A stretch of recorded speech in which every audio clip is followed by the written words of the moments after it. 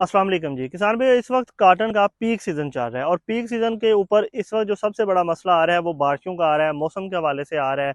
और इस वक्त बार बार बारिश आ जाती है और बारिश के अंदर जो सबसे बड़ा मसला है जिसका कि आपने खास ख्याल रखना है वो है बारिश का पानी। अगर 24 घंटे तक बारिश का पानी खड़ा रहता है तो उसके बाद उसको निकालने का बंदोबस्त करें। उसके अलावा आप अपने फील्ड में सब्ज़ तेले के हवाले से भी खास ख्याल रखें कि सब्ज़ तेला जो आपकी फसल को बहुत ज़्यादा नुकसान ना पहुंचा। उसके अलावा बारिशों के सीज़न के अंदर जो हमें दूसरा बड़ा मसला आता है वो गुलाबी सुंडी का आता है, क्योंकि नमी बहुत ज़्यादा हो जाती है और एकदम से शदीद अटैक हो जाता है, तो उसका भी आपने बहुत ज़्यादा खास ख्याल रखना है।